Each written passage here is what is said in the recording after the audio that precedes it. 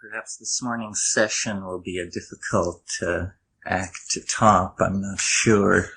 It was a little rough getting here. I want to call your attention this morning to a very circumscribed place in organic nature that has, I think, an implication for what's been discussed here.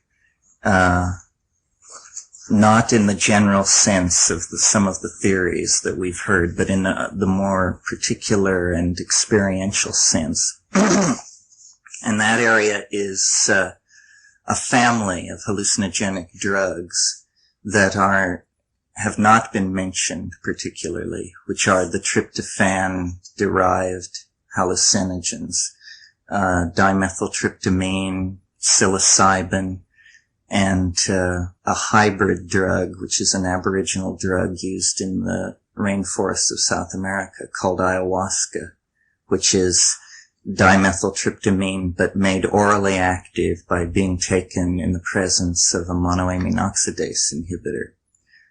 And the reason it seems to me appropriate to talk about these drugs in a conference devoted not only to consciousness, where its appropriateness is obvious, but devoted to quantum physics, is because it's my interpretation that the major quantum mechanical phenomenon that we all experience, aside from life itself, is dream and hallucination, because these states, at least in the restricted sense that I'm using it, take place when the large amounts of radiation of various sorts that are conveyed into the body by the senses are restricted, and instead we see interior images, interior processes which are mental, and these things definitely arise at the quantum mechanical level. It's been shown by John Smythes and others that there are quantum mechanical correlates to hallucinogenesis of one atom. In other words, a compound will be inactive and one atom is moved on the ring, and then the compound becomes highly active. And to me, this is a perfect proof of the dynamic linkage at the formative level between matter, quantum mechanically described, and mind as experienced. So far what I've said is true generally of hallucinogens and of the anesthetics that John is interested in, and of other drugs and experiences as well. In other words, ordeals, dieting, this sort of thing can elicit hallucination. But what makes this tryptamine family of drugs interesting is the intensity of the hallucination and the concentration in the visual cortex of the activity, so that there is an immense vividness to these interiorized landscapes. It is as if information was being presented three-dimensionally and fourth-dimensionally deployed as light, as surfaces which have information coded into them. And when you confront these dimensions, the dynamic relationship that is evolved is one of you relating to it, trying to decode what it is saying. And this phenomenon is not new. People have been talking to gods and demons for millennia. In fact, people have been talking to gods and demons for far more of human history than they have not.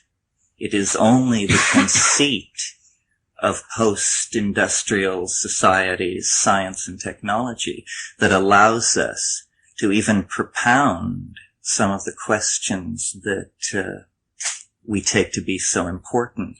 For instance, the question of contact with extraterrestrials is a complete red herring, because it is hedged about with a number of assumptions which a moment's reflection will tell you are completely false. In other words, the search for a radio signal from an extraterrestrial source is probably as culture-bound an assumption as to search the galaxy for a good Italian restaurant. That is just not going to happen. And yet this has been ruled as the means by which it is going to happen. Meanwhile, people all over the world, psychics, shaman, mystics, schizophrenics, their heads are filled with information. But it has been ruled a priori irrelevant, incoherent, or mad.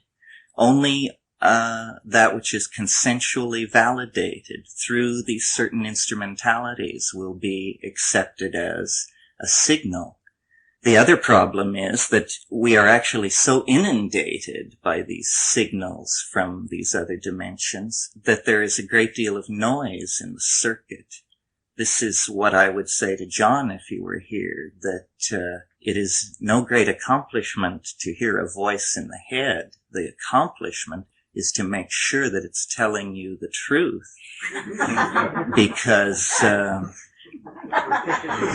the demons are of many kinds. Some are made of ions, some of mind. The ones of ketamine, you'll find, stutter often and are blind. All right. And of all the others, I might say as well, it is not that you kneel in genuflection before a god because you will be like Dorothy before Oz. There is no dignity in the universe unless you meet these things on your feet. And that means that you have an I-thou relationship, and you say, okay, well, you say you're omniscient, omnipresent, or you say you're from Zeta Reticuli, or you say you're long on talk, but what can you show me? And magicians, people who invoke these things, have always understood that you go into it with your wits about you. Well, what does all this have to do with this family of drugs that I was talking about? Simply this, that this family of drugs has been overlooked. Psilocybin is the one that most people have some experience with. Psilocybin, legally and in people's assumptions about it, is lumped with LSD. Say psilocybin, LSD, mescaline, It is, each one of these things is a phenomenologically defined universe unto itself. And psilocybin and DMT, although DMT is more intense and briefer in its action, these things invoke the logos, which means they work directly on the language centers, so that the important aspect of the experience is the dialogue. And as soon as you discover this about psilocybin, about tryptamines, you have to decide whether or not to enter into the dialogue to try and make sense of the incoming signal. And this is what I've done. I don't call myself a scientist. I call myself an explorer, because the area that I'm looking at, there is not enough data to dream of a science. We're at the stage where people map one river and indicate other rivers flowed into it, but they didn't ascend those rivers, and so nothing is known about that. And this Baconian collecting of data with no assumptions about what it has yielded, what it will yield, has pushed me to a number of conclusions that I didn't anticipate. Maybe by chronologically going through it, I can explain to you what I mean. And describing these trips raises all of the issues. I first took DMT in 1965, and a friend of mine came to me with this substance. How many of you have smoked DMT? It's by injection. Yeah. Well, it's surprising so few have, because we live in a society that is absolutely obsessed with sensation. Every kind of thing you can imagine, every therapy, every drug, every sexual configuration, all forms of media overload, all of these things are adored in this society. And yet here is something that actually, hedonists that we are, pursuers of the bizarre that we are, this thing is too much. or at least as they say in Spanish, bastante. It's enough, so much enough that it's too much. You smoke it, and it comes on in about 15 seconds. You essentially fall back unconscious. Your eyes are closed, and you hear a sound like ripping cellophane, like someone crumbling up saran wrap or something like that and throwing it away. A friend of mine says this is your radio entelechy ripping out of the organic matrix. And you hear a tone, one of these ascending, this kind of thing. And then there is the normal hallucinogenic drug modality, which is a shifting geometric surface of migrating and changing colored forms.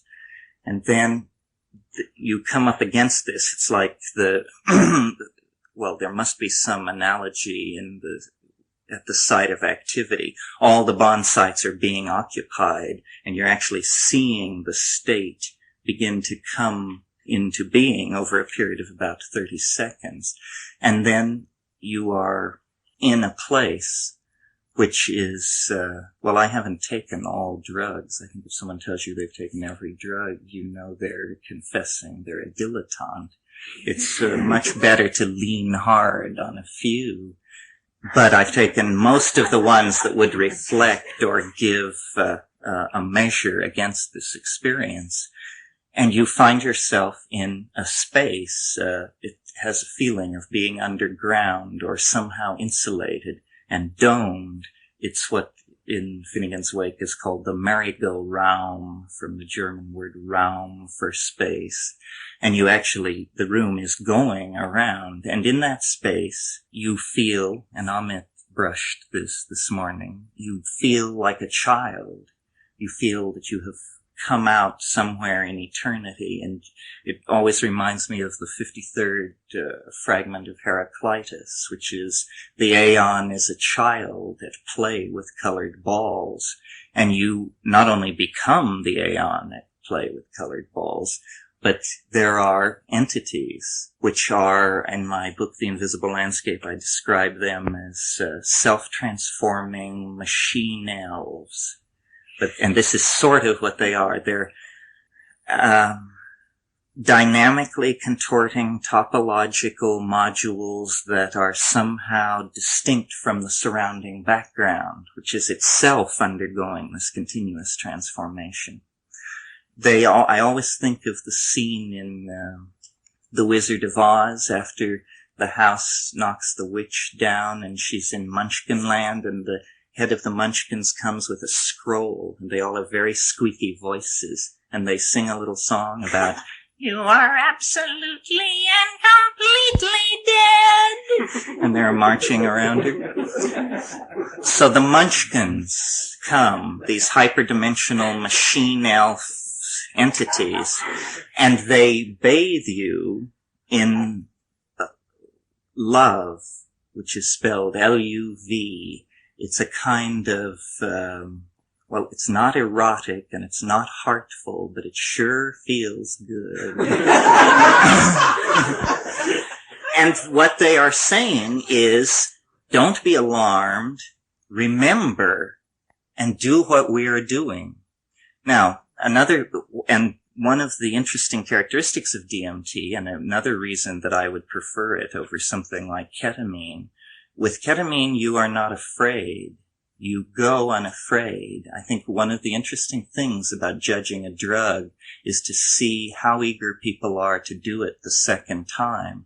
If they're eager to do it the second time, it's probably not worth bothering about, because what is necessary to have validity in these experiences is the terror. The terror is the stamp of validity on the experience, because it means, this is real.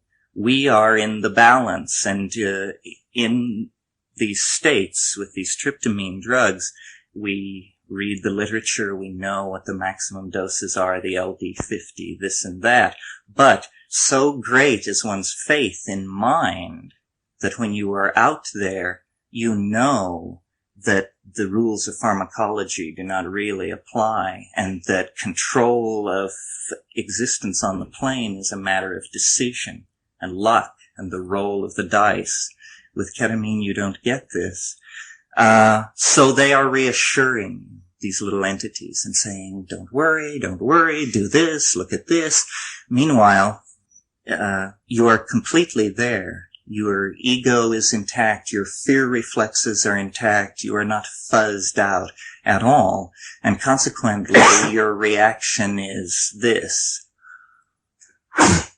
And it persists and it persists, and you breathe and it persists, and they're saying, don't get some loop of wonder going that quenches your ability to understand. Just try not to be so amazed. Try to hang in and look at what we're doing.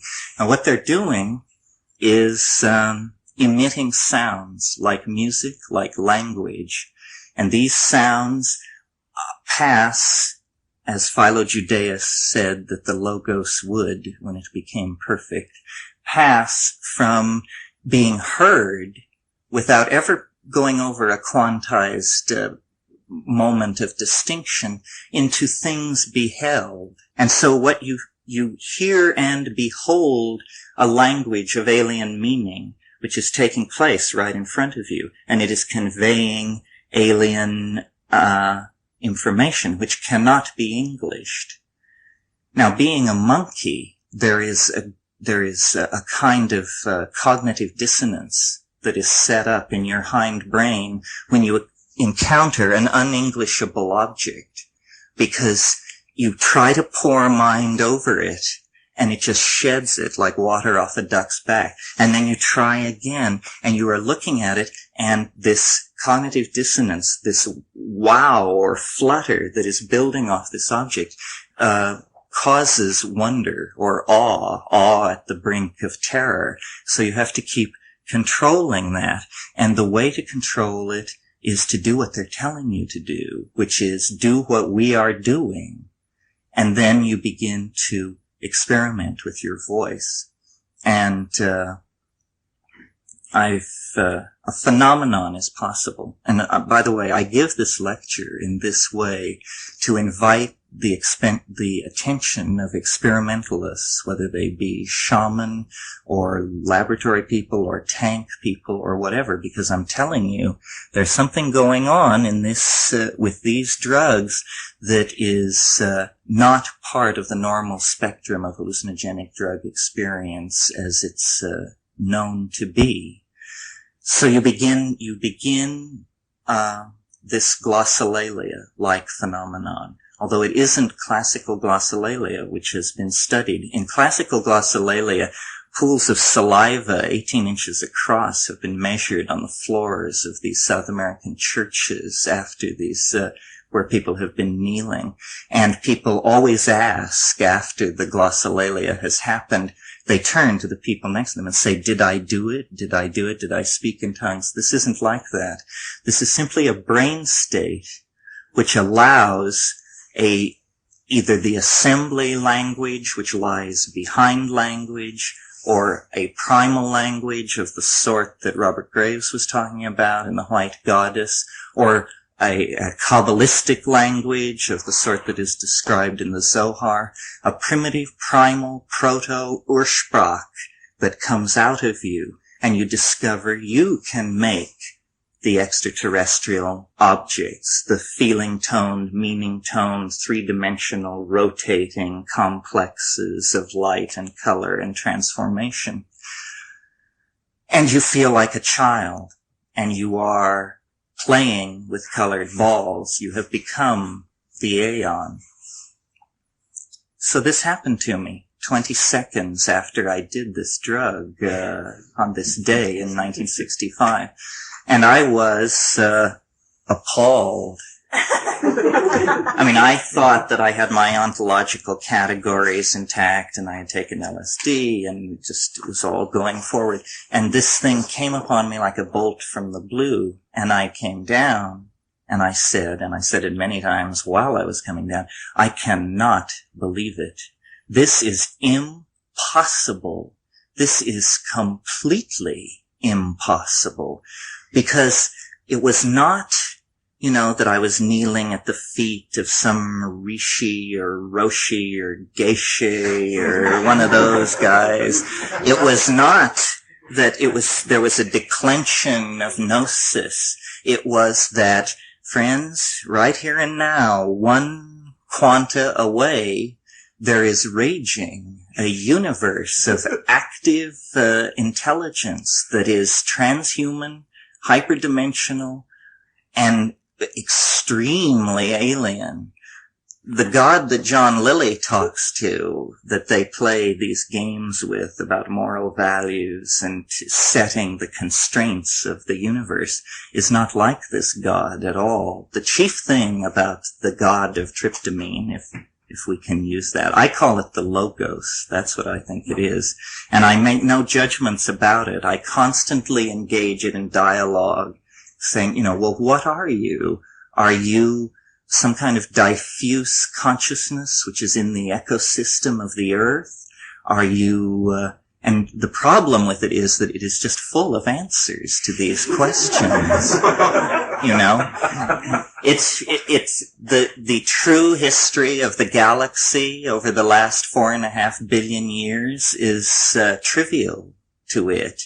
And it can show you, you can tune these images. And of course, the question always is independent validation, or at least for a time, for me, the question was. But as I attended more and more conferences like this and realized that the structure of the Western intellectual enterprise is so flimsy at the center that apparently no one knows anything, I became less reluctant to talk about these experiences, because they are experiences.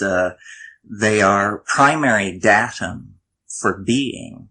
It is, this is not remote, and yet it is so unspeakably bizarre that it casts into doubt all of man's historical assumptions. And any of you who are familiar with the books I've written, I've entertained various ideas about it. When we first discovered the mushroom in South America, and it does these same things that DMT does, although it builds up over an hour and is sustained for a couple of hours and then comes down. But there is the same confrontation with an alien intelligence, and these extremely bizarre, unenglishable information complexes, and the hint that these drugs suggest that there is something that you can do with your body that you have never done, that no one has ever done, and that yet once it is done, it will be so obvious that it will fall right into the mainstream of cultural evolution. And I suggest that language either is the shadow of what I'm talking about, or that what I'm talking about is a further extension of language. Perhaps, perhaps a human language is possible where actually the intent of meaning is beheld in three-dimensional space. If this can happen on DMT, it means it is at least, under some circumstances, accessible to human beings. Well, given 10,000 years and a high-pressure technology looking at that, does anyone doubt for a moment that it could become just a cultural convenience in the same way that mathematics has become a cultural convenience or language has become a cultural convenience? But anyway, in confrontation with this organized intellecti on the other side, many theories were elaborated. The theory that we wrote about in the book on psilocybin that teaches you how to grow it was that it was in fact an extraterrestrial.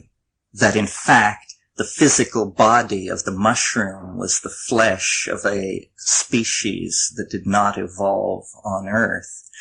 That and it said this. It had a whole rap. It said, yes, well, once a culture takes control of has complete understanding of its genetic information, it re-engineers itself for survival. And our version of that is a mycelial network strategy when in contact with a planetary surface, and a spore dispersion strategy in terms of as a means of radiating throughout the galaxy. And though I am troubled with how freely Bell's non-locality theorem is thrown around, nevertheless, my friends on the other side do seem to be in possession of a huge body of information drawn from the history of the galaxy. And they say that there is nothing unusual about this, that man's conceptions of organized intelligence and the dispersion of life in the galaxy and this sort of thing are just hopelessly culture-bound, and that the galaxy has been an organized system for billions of years, and that life evolves under so many different regimens of temperature and pressure that searching for an extraterrestrial who will sit down and have a conversation with you is like searching for a good Italian restaurant out in the galaxy. The main problem with extraterrestrials is to recognize them, because time is so vast and evolutionary strategies so varied and environments so varied that the trick is to know that contact is being made at all. The mushroom, if you can believe what it says in one of its moods, is a symbiote, and it desires symbiosis with the human species. It achieved it early by associating itself with the domesticated cattle that people keep. In other words, like the plants man grows and the animals he husbands, the mushroom sought to inculcate it itself into that family, because it's very clear that where human genes go, those genes will be carried.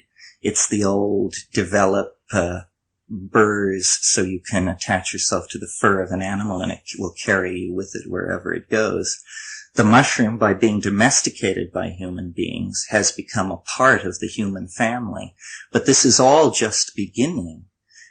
Speaking for a moment in terms of the classic mushroom cults in Mexico, they were destroyed by the coming of the conquest. The Franciscans had an absolute monopoly on theophagia, which is eating God. And when they came upon these people calling a mushroom Tianonacatl, the flesh of the gods, they set to work.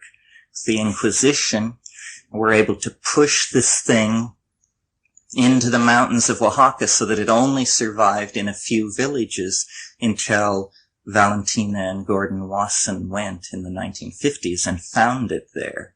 And the metaphor I like for that, another metaphor, you see, you balance these explanations. Now I'm going to sound like I don't think it's an extraterrestrial. It may be, it may not be. It may be, what I've come recently to suspect, is that the human soul is so alienated from us in our present culture that we treat it as an extraterrestrial. The most alien thing in the cosmos is the human soul. That's why these movies like E.T. or even Alien, those guys could come tomorrow and the DMT trance is weirder and holds more promise for information for the human future. It is that intense a kind of thing. But what I was saying was, they burned the mushroom cult. They forced it into repression. They burned the libraries of Greece at an earlier period. They dispersed the ancient knowledge. They shattered the stellar and astrological machinery that had been built. And by they, I mean the Greco-Hellenistic Christian Judaic tradition. And they built a triumph of mechanism. They realized the alchemical dreams of the 15th and 16th century and the 20th century with the transformation of elements, the discovery of gene transplant and this kind of thing. But then having conquered the New World, having driven its people into cultural fragmentation and diaspora, in the mountains of Mexico, they came upon the body of Osiris, the condensed body of Eros, where it had retreated at the coming of the Christos. And this thing is now unleashed. If any of you read Phil K. Dick's, one of his last novels, Valus, where he talks about the Logos, how it went into the ground. It was a creature of pure information, and it went into the ground at Nag Hammadi at the burying of the Chernobogskian Library in 270. But it was information, and it existed there until 1947. And then the texts were translated, people read them, and as soon as people had the information in their minds, the symbiote came alive, because it is a thing of pure information. And this is the same sort of thing. The mushroom consciousness is the consciousness of the other, both in hyperspace, which means in dream and in the drug trance, at the quantum foundation of being, and in the human future, and after death. And all of these places, which were thought to be discrete and separate parts, are seen to be part of a single continuum. What history is the dash over 10 to 15,000 years from monkeyhood to flying saucer without ripping the envelope of the species so badly that the birth is aborted and fails, and we remain in physes. And history essentially then is the shockwave of eschatology.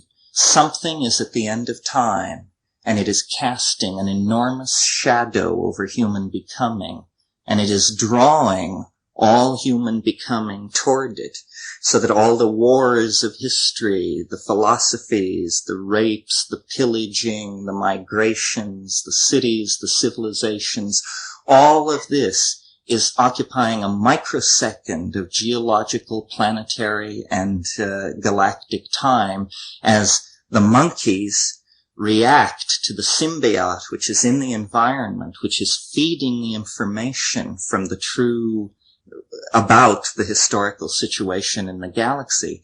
And it is not, I don't belong to the school of people who say, well, we couldn't have done it if they hadn't taught us writing and that sort of thing. They came from the stars and taught us to measure rep. What I'm saying is, I hope something much more profound than that. It's that as nervous systems evolve to higher and higher levels, they become more and more to understand the true situation in which they are embedded. And the true situation in which we are embedded is an organism, an organization of active intelligence that is on a galactic scale.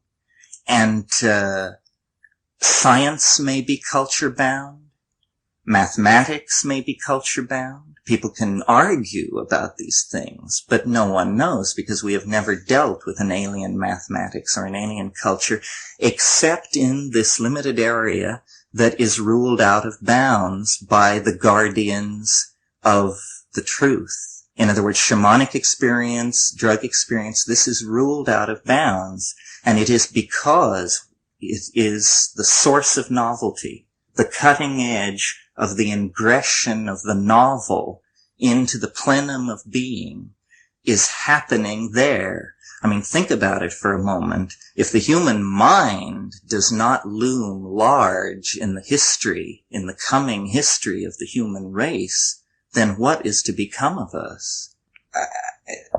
The people who worry about getting the epistemological and ontological bases of these things nailed down say that the mathematics is in good order. What the problem is that the mathematics does not map well into English or any other natural language.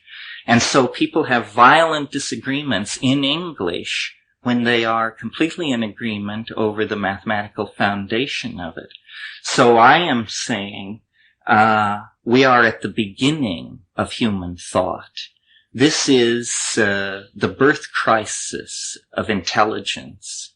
And intelligence is something which is moving through the higher primates now at greater and greater speed. We know that there were primate species that were not human, that chipped tools and made fire and drilled beads.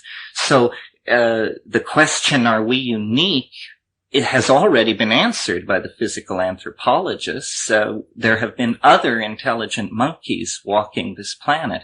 We exterminated them, and so now we are unique. But what is loose on this planet is language, self-replicating information systems.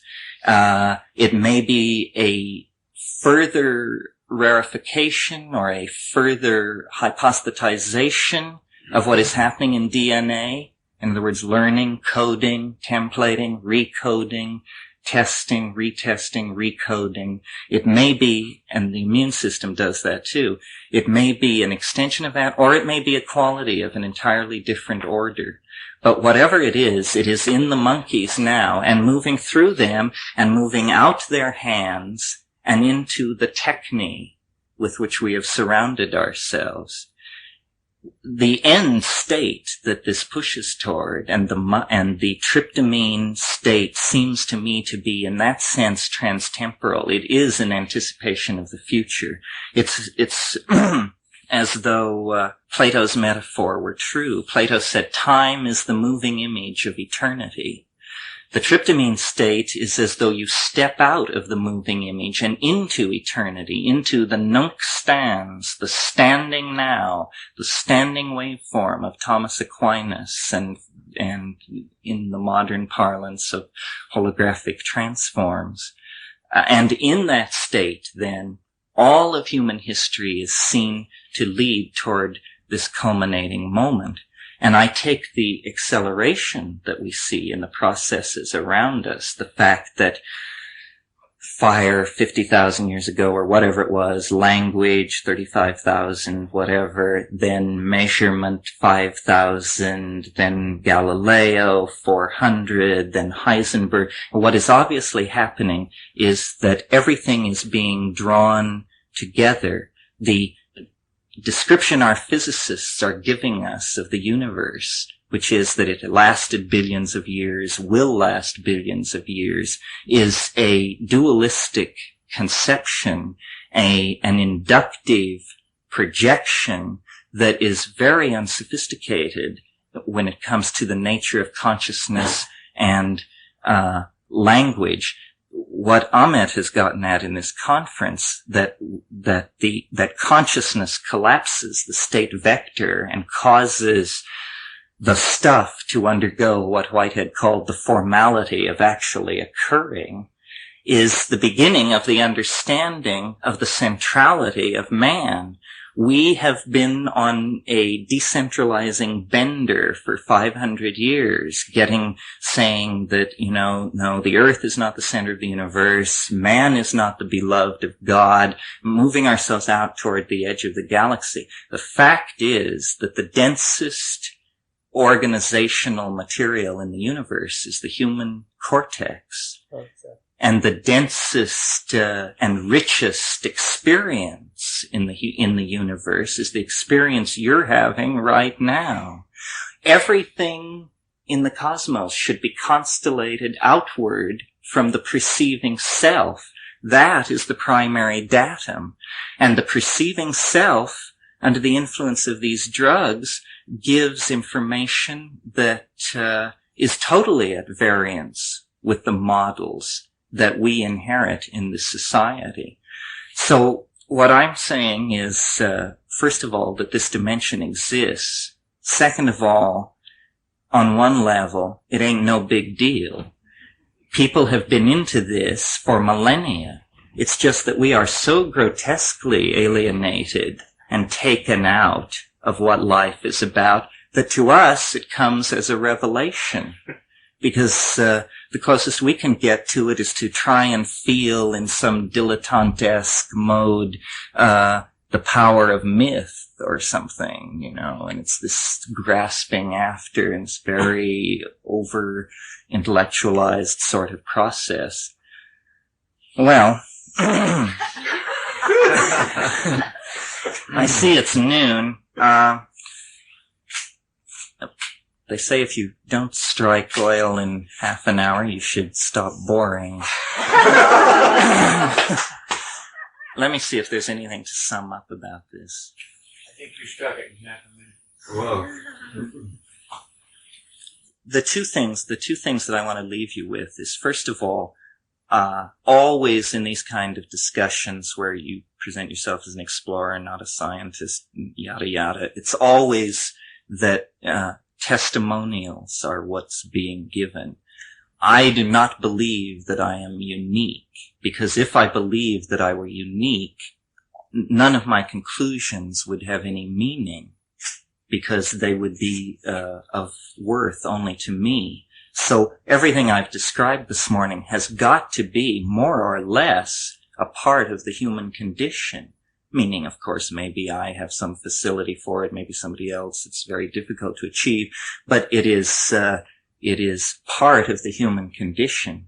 When I first smoked the DMT, I was an art history major, and I have a very, thorough, for a non-professional, thorough knowledge of art history and religious art in particular. And what blew me away was that there is nothing, and I was a Jungian, very much into that, and there was no clue that these places exist. And I could not understand that. I said, well, surely art is about carrying images out of the other, from the logos to the world, drawing ideas down into matter. Why is human art history so devoid of what I experienced so totally? And I don't really know the answer to that. The alienness is very important. And I think I haven't spoken at all today about flying saucers, or only by implication, but this is a favorite subject of mine, because I think the flying saucer is the central motif to be understood in order to get a handle on reality here and now. We are alienated, so alienated that the self appears it must disguise itself as an extraterrestrial in order to not alarm us with the truly bizarre dimensions that it encompasses. And if any of you saw the movie E.T., the whole point of that movie was to get the kid and the audience and everybody jacked around to the place where the kid, with tears of joy streaming down his face, could look out into the cool of the purple evening and say, E.T., I love you. And this is a great thing. It is a healing of the psychic discontinuity that we have been on since at least the 16th century, possibly earlier. The testimony that I want to give today is that magic is alive in hyperspace, and you don't have to believe me or follow me or do anything to validate that, except form a relationship with these plant drugs. And that's the first time I think I've used the word plant. But that, for me, is the defining characteristic. Remember my little ditty about the demons that are of many kinds, made of ions, made of mind. There is some surety that you are dealing with a creature of integrity if you deal with a plant. But the creatures born in the demonic artifice of laboratories have to be dealt with very, very carefully. And I think I'll just leave it right there. If anybody... You might want to mention that DMT is manufactured in the human brain, but yes, subthreshold doses. I could have talked about all of that DMT is an endogenous hallucinogen, that psilocybin is 4-phosphoryloxy-N-dimethyltryptamine, that serotonin, which is the major neurotransmitter running your brain, found in all life, found most in man, is 5-hydroxytryptamine. The very fact that you can smoke DMT, and I don't know if I mentioned, but it takes 5 minutes. You do it, it comes on in 45 seconds, it lasts 3 minutes, you come down in 2. That's it. The very fact that that can happen means that your brain is absolutely at home with this compound. It just says, oh, I know what this is. I know how to dealkylate, deanimate, and it does it. Where a drug like LSD, it clings, it hangs around. Ketamine as well. And if I could say one more thing, just a cautionary note, because I always feel odd telling people, verify this thing, it's out there, and the means is the drug. People should be very careful. I said earlier in this talk that I was addressing experimentalists, psychologists, psychiatrists. I don't mean to scare anyone off, but you should build up to it. These are bizarre dimensions of extraordinary power and beauty. And I don't believe there's any set rule for acquiring power to not be overwhelmed.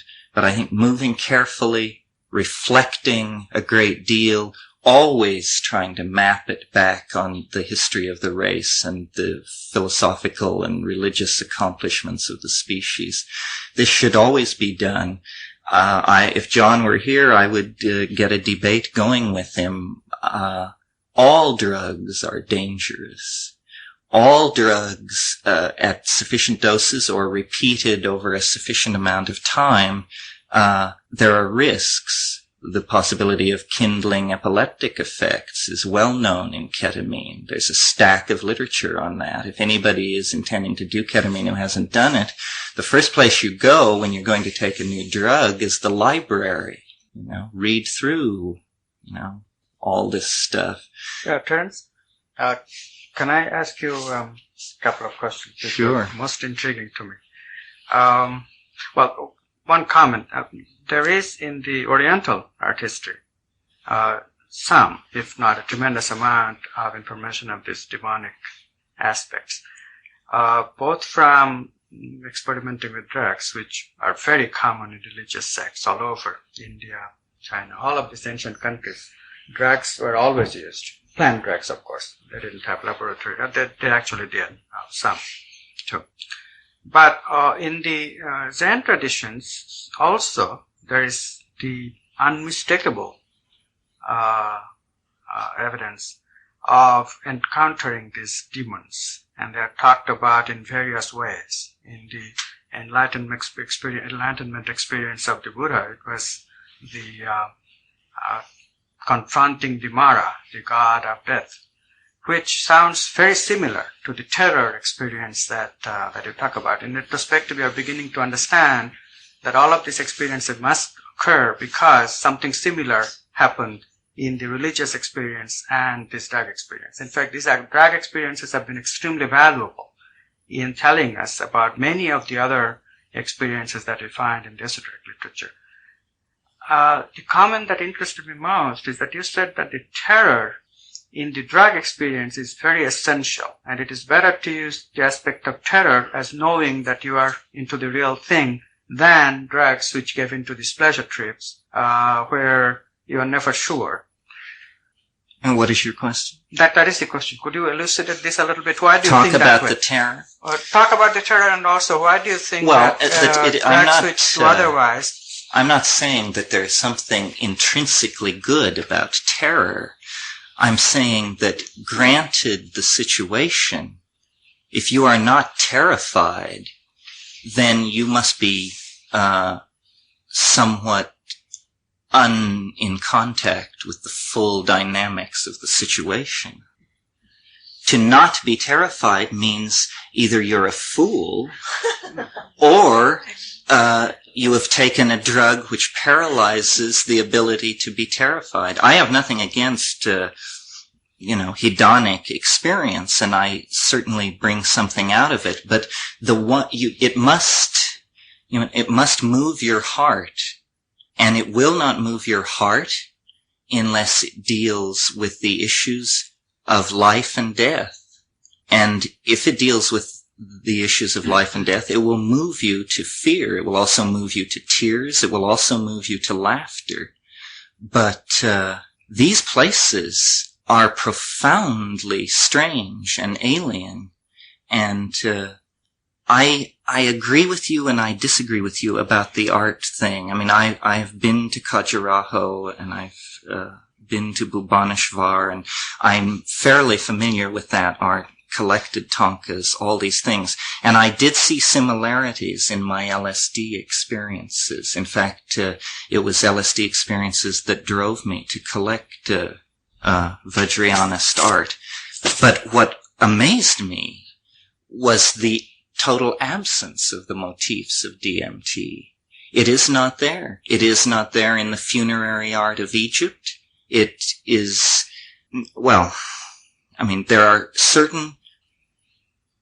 there's a story, a very interesting story by Jorge Luis Borges called The Sect of the Phoenix. Do any of you know that story? No. It takes a page and a half. And he starts out and he says, there is a sect, and it touches all mankind. Its practitioners have been the victims of persecution in every war in history. Its practitioners have held the red-hot poker at every inquisition in history. It touches the wealthy. It touches the poor. It respects no language barrier. It respects no age, nothing. And it involves a rite. And the practitioners of the sect view the rite as trivial. It may be done in doorways. It is propitious to do it at the waxing of the moon. It involves something orange. It is old. The practitioners never speak of their cult, and when they do, they refer to it as the secret. And he goes on and he traces it to the gypsies, but he never explicitly says what it is. But I think if you know his other story, the Aleph, you put these two together, and the Aleph is the subject of the cult of the secret. And I don't know, the mushrooms said, and I'm sure you'll be horrified at this, the mushrooms said to me in the Amazon when they were revealing all this information and deputizing us to do all these things, that we said, why us? Why should we be, the ambassador of an alien species into human culture? And they said, because you have never believed anybody, because you have never given over your belief to anyone, and this is somehow necessary. So the sect of the Phoenix, the cult of this experience, is perhaps millennia old, but it has not yet been brought to light where the threads may run. The history of drug taking on this planet is fairly well understood. Mushroom taking was confined to the central isthmus of Mexico, supposedly. The kind of mushrooms I'm talking about, not Amanita muscaria, which is a different issue and a different compound. But psilocybin was restricted to central Mexico until the Spanish conquest. The Stropharia cubensis, which is the mushroom we wrote our book about, is not known to be inculcated into a shamanic rite anywhere in the world. DMT is used in the Amazon and has been for millennia, but by cultures so primitive, the most primitive cultures use these DMT drugs. The Amazon is a world where you go nowhere except on water. Rivers are everything. Yet there are people who shun boats, don't build them, don't have them, think it's a passing thing, not here to stay. And they are into these hallucinogens. I am baffled, and I am baffled by what I call the black hole effect, which seems to surround DMT. A black hole is a curvature of space such that not only light can't leave it, but no signal can leave it. Therefore, no information can leave it. And whether this is true in practice of spinning black holes and yada yada, but as a metaphor, think of it that way. DMT is like an intellectual black hole, in that once you know about it, it's very hard for anyone to understand you when you're talking about it. They don't hear you. And the more you are able to articulate what it is, the less they are able to understand. And this is why I think people who are enlightened, if we may for a moment co-map these two things, are silent. They're silent because you can't understand them. And why this thing has not been looked at by scientists, by thrill seekers, by anybody, I am not sure. But I recommend it to your attention, and I believe we didn't even touch on the human future that the psychedelic state implies. But the future is bound to be psychedelic because the future belongs to the mind, and we are just beginning to push the buttons on the mind. And once we take a serious engineering approach to this, we're going to discover, the plasticity, the mutability, the eternality of the mind, and I believe release it from the monkey. My vision of the final human future is that what history is about in engineering terms is an effort to exteriorize the soul and interiorize the body, so that the exterior soul exists as a superconducting lens of translinguistic matter generated out of the forehead of each of us at a critical juncture, our psychedelic bar mitzvah, as it were. And that from that point on, you are eternal.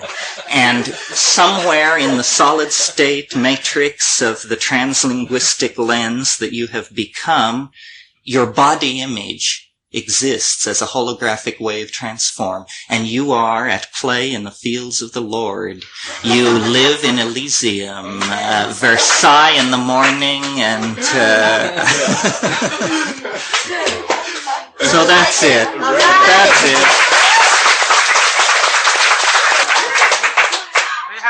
We have plenty of time for questions. We have not been stopping at 12:20 every day, so we'll go on. Okay. I'd like to ask you a question, but I'd like to dislocate it from the experience. Well, I think you're right. I think that the tragedy of our cultural situation is that we have no shamanic tradition.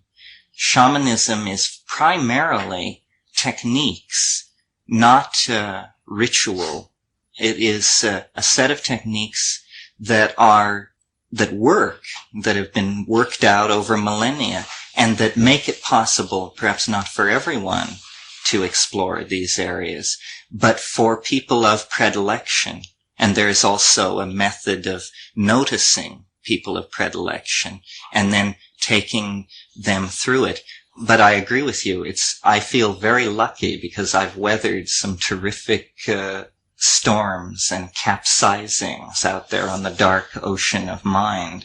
But I always make the metaphor that how many people, if they didn't know how to sail, could learn to sail if they came upon a sailboat just drawn up on the sand. And that's the challenge. And a great deal of the success of any person in that situation would depend on the weather. And the weather is something one must be able to intuit. If the sea is calm, you have a fair chance of mastering the rudiments of sailing before your mettle is tested in any situation. If the weather is not calm, there's great danger. And I feel very lucky. And if any of you who have read The Invisible Landscape know that we put in some fairly tough times in the Amazon. There was an instance of an irreversible monoamine oxidase inhibition episode which lasted 22 days. And had we not been in the Amazon basin, completely unreachable by modern healthcare delivery systems, it would have fared far different for us. Fortunately, we were able to go through the entire thing. And we are trepidatious. I mean, I am not an abuser of anything, let me tell you. I take these things as often as I can, but nevertheless, fairly occasionally, several times a year, and I always approach it with fear and trembling. And it's been very good to us. I mean, I have 2 amazing children and a lovely wife, and my head is full of ideas. My house is full of books. It's been very good to us. And I've something perhaps oblique to what you said, but when I had the dialogue with it about why us, and it said because you never followed any teachers, it also said something else, which I'm not sure I can say this without sounding hubristic, but I don't mean it that way. We also said, why us? And it said, because you are good. And when we were flirting with the flying saucer and trying to, also the Philosopher's Stone, trying to coax it out of the matrix, there would be these heated discussions between my brother and myself and the other people on the expedition. Why should we do this? Isn't this going to be like atomic energy or anything else? Isn't it going to be used by people to coerce other people and to gain control over them? And on this point, the Logos was very insistent, and it said, you are not to worry about that. This belongs to the just.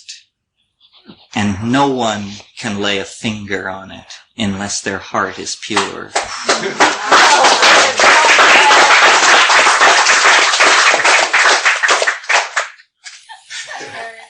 Elaine, did you have it? Yes. Yes.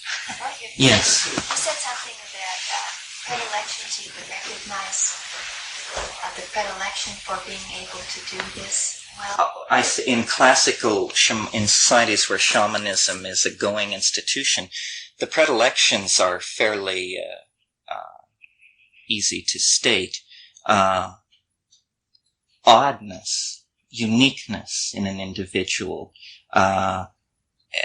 Epilepsy is often a signature in pre-literate societies, or surviving an unusual ordeal in an unexpected way. For instance, people who are struck by lightning and live are thought to make marvelous shaman.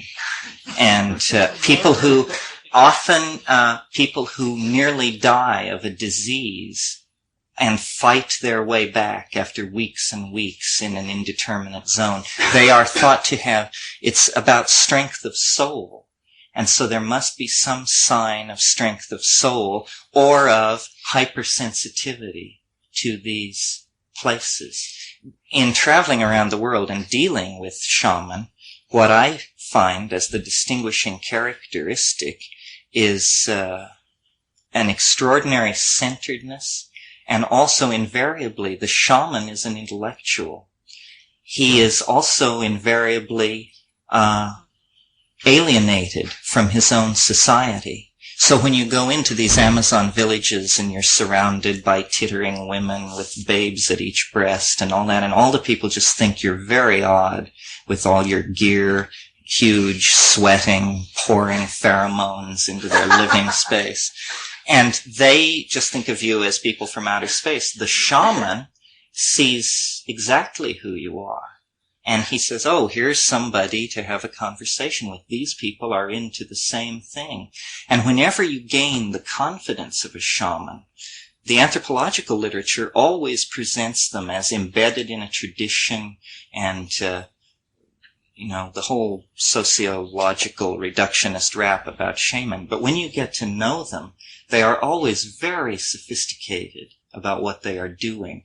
They are the true phenomenologists of this world because they know that it's a drug, and they call these energy fields spirits. but we hear the word through a series of narrowing declensions of meaning that are worse almost than not understanding. They are speaking of spirit the way Ahmet might speak of charm. You know, it's a technical gloss for a very complicated concept. And I'm sure in all of us there are varying and greater and lesser degrees of shamanic predilection. One of the ideas that my brother and I have tossed around is there are families, shamanic families, and since by our analysis of what's going on, we are, in other words, strictly speaking, hallucinogen shaman. I haven't talked at all about shamanism without hallucinogens. The hallucinogenic shamanic family lines are obviously have a basis in the genome. In other words, it's all about how many of these sites of activity, how well your serotonin, all how these things work together so that you may have these experiences. Some people claim to have these experiences on the natch. I am a very difficult person to move off the baseline of consciousness. And I scoured India, and I have sat at a number of people's feet, although perhaps my attitude was wrong, because what it comes down to for me is, what can you show me? And I always ask that question. And finally, in the Amazon, the people said, well, let's just get our machete and hike out here a half a mile. We'll get some of this stuff and boil it up, and I'll show you what I can show you.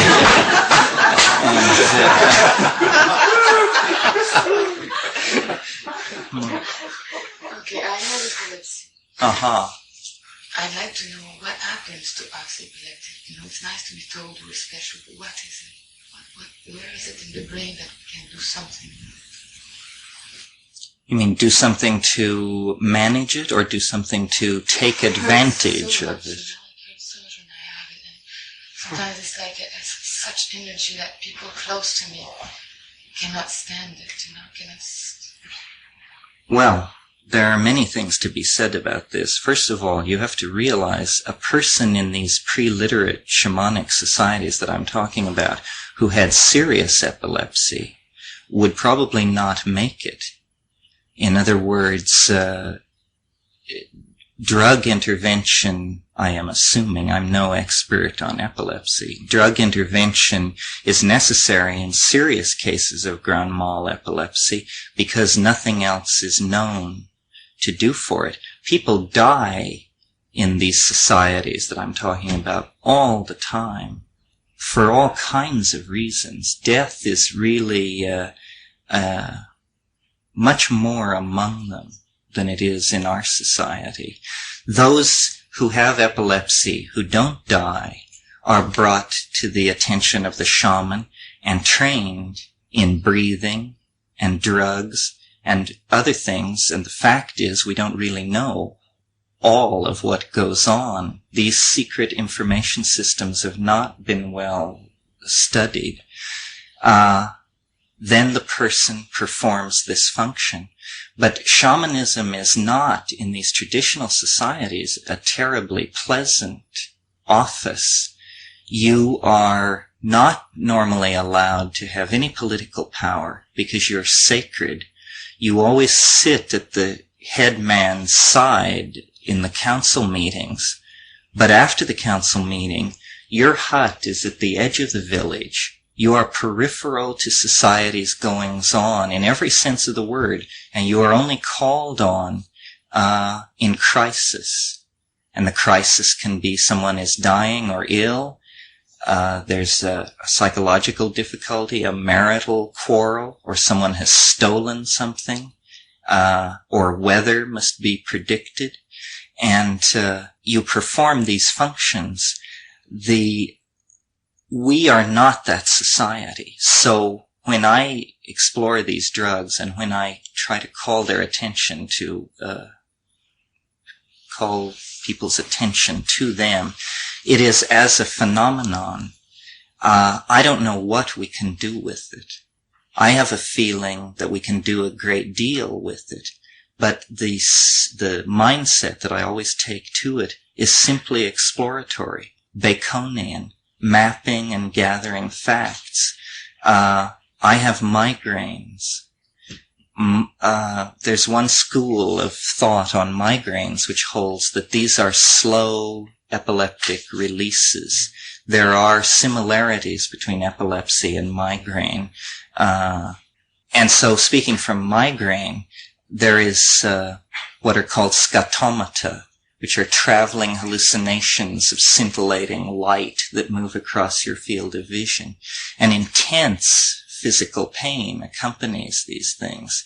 And people have extracted information from this state, used it. The 13th century mystic Hildegard von Bingen is known for a series of prayers and paintings, very odd paintings, that it now has been pretty conclusively shown. She was a mystic, that's obvious from what she said, but she must have been experiencing migrainous scatomata to do these paintings in the way that she did.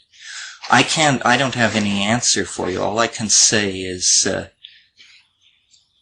quote Herbert Gunther, who talks about human uniqueness and says you must come to terms with your uniqueness.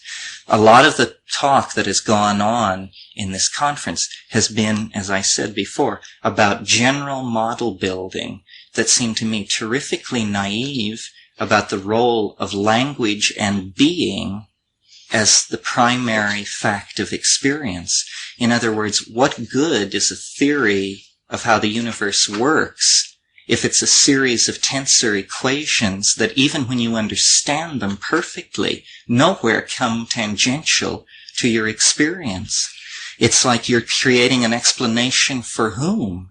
For God, so that God can know how it works? It is the only intellectual or noetic or spiritual path worth following, seems to me, the one that builds on your own experience. And so you are given, a unique situation, a challenge, epilepsy, an opportunity and a challenge. For someone else it could be a high IQ or these very subtle and unstudied predilections for various drugs or susceptibility to pheromonal exchange by having very sensitive pheromonal receptors. There are psychiatrists who claim to be able to diagnose schizophrenia by smell, and that's an extreme case. But what I'm saying is you must come to terms with your uniqueness, and that is all you can do, really. Yes? You have described all of these experiences as coming from the plants which are of the earth. And you have described all of these experiences as extraterrestrial, and I don't know what you mean by extraterrestrial. Okay, here's what I mean. The plants. A fungus is not a plant. Fungi are a third kingdom in nature. Fungi require oxygen, just like we do, and respire carbon dioxide. It is as though they are an amorphous animal. And they've always been lumped in with the plants. It was said it's a primitive plant. But once the genetics was looked at closely and the metabolism was looked at closely, it's a third category. The information that comes from ayahuasca, which is made from the vine, the Banisteriopsis caapi, which is a higher plant, is earth-centered and healing largely, and seems to be about the envelopes of information that surround the earth and our bodies and the jungle, that sort of thing. What the mushroom says about itself is that it is an extraterrestrial organism, that spores can survive the conditions of extraterrestrial space. They are black, deep purple, the color that they would have to be to absorb in the deep UV end of the spectrum.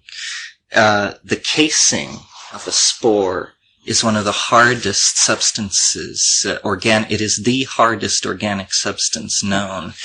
The density is similar to that of a metal. the density of electrons in the surface of that thing. Terry, are you saying that the mushrooms never evolved on Earth? What do you mean extraterrestrial in the material That's sense? what I'm saying. That's what the mushroom said. I am not sure. And global currents form on the outside of the spore, and it is very light. And by Brownian motion, these things percolate to the edge of a planet's atmosphere, and then through interaction with energetic particles coming in from space. You understand, I'm talking now about an evolutionary strategy where only 1 in 10 high 12 spores actually makes the transition across the stars, but it's a biological strategy for radiating throughout the galaxy. Without a technology, it just takes 1 billion or so years. And but it's the same principle by which a plant migrates into a desert. Now, your theory sounds very similar to Fred Hoyle and Chandra Bikram Singh. I was exactly that very theory for all of happy us. that they came along with that theory. In fact, their theory is that all of us came that way, because they found, it's very interesting, because there are, we have comets, but that's only one vehicle. The interesting thing is that there are much more nebulae than there are life-supporting planets. And nebulae had just the perfect environment, nourishment-wise, for not the macromolecules that Frank talks about, but the pre-macromolecules. That they too are compounds, but simple compounds, which can then go to a planet and start really, really doing their thing. And they think that this is what started all of us. And there is nothing, nobody can come up against this with anything except the inertia of their opinions. The facts are very nebulous. In other words, there are no fungi in the fossil record older than 60 million years. And the orthodox explanation of that is that they are soft-bodied and just didn't occur. But on the other hand, we have soft-bodied worms and things from the bottom of oceans in the Flintstone chert that weigh in at just over 1 billion years old. So I don't believe what the mushroom tells me. We have a dialogue. It is a very strange person and has many bizarre opinions, and I entertain it the way I would rib this guy or somebody else and say, well, so that's what you think, eh? And I often felt, that I had the dilemma, when the mushroom started saying it was an extraterrestrial, I felt that I was in the dilemma of a child who destroys a radio to see if there are little people inside. I couldn't figure out whether, the mushroom is the alien, or the mushroom is some kind of technological artifact allowing me to hear the alien, and the alien is actually light years away in Bell, and some kind of Bell non-locality system is allowing it to come through. Can I elaborate that a little bit? Would you agree with this statement? Mushroom is a conscious being. However, the consciousness is not released.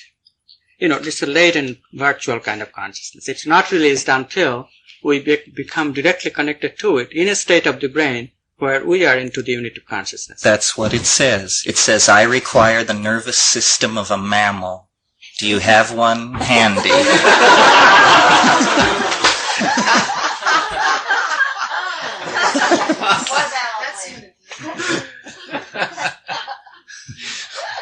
Should we go to lunch? Great. Thank you very much.